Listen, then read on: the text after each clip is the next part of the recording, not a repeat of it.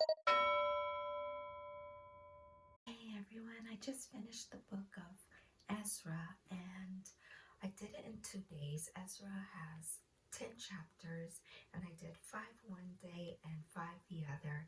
And I find it interesting as the children of Israel prepare to rebuild the temple and to secure finances as well as support that is needed to complete a project. As they tried to secure that from the king, at the ruling king at the time, there are many opposers, many people bringing opposition to that project.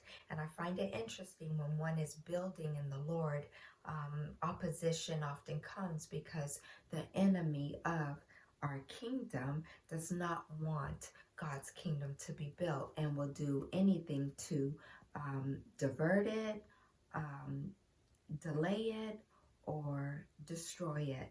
So the other thing I found interesting is that as they were recovering the Torah and reading it and rehearsing the genealogies, not only in the priesthood but outside of the priesthood, they discovered that some of the priests that were operating at the time could not be found in the priesthood genealogy, and so those had to be excused from the service because only those whose names were written could continue in that service and that office to the Lord, which is a precursor to the Lamb's Book of Life. Only names written there will be able to enjoy the Lord's presence in the heavenlies.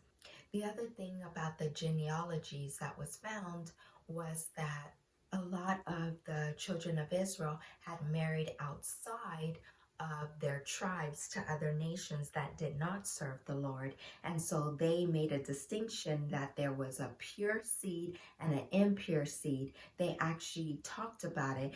And this refers way back to Genesis when God says, there will be seed from the woman and seed from the serpent. So there is a demonic seed that has been infiltrating the earth since the time of the garden.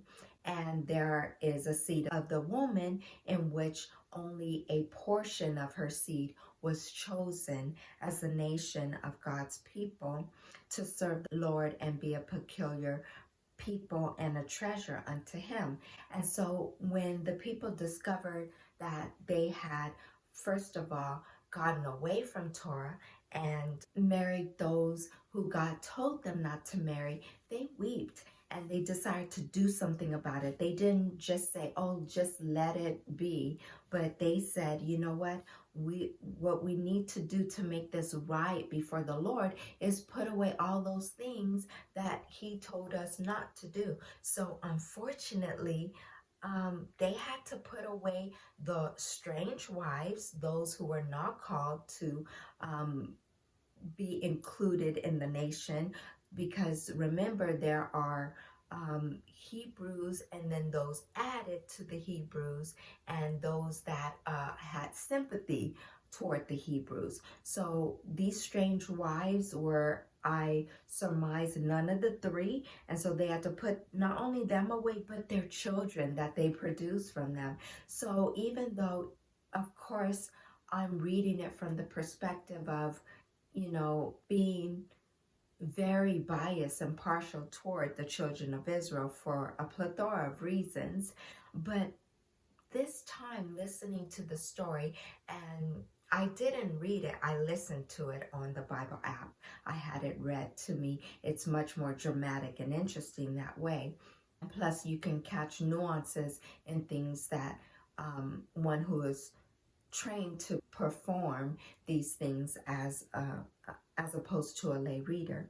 The change in my perspective this time was that I imagine with those women, I mean, we read through it and then we go on, we're like, oh yeah, they pleased the Lord by putting those people away, and then they went away, and then they went on and serving the Lord and building the temple.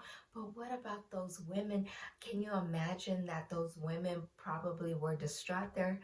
living with these men for a number of years, raising children with them, and all of a sudden they gotta go. All of a sudden they have to be put away. All of a sudden they have to return to their own land. And I thought it might be a sad time for them. And I know the Lord tells us not to pity those who He has given us instructions to do something with. But just for a second, I thought of, wow, they must have been going through some pretty adverse emotions. Other than that, it was an interesting read, and I move on to Nehemiah, and let's see what happens next. Now have put together all that information in a very beautiful, pretty ebook. And if you're interested in that, I will have a link down below to my website which offers this ebook.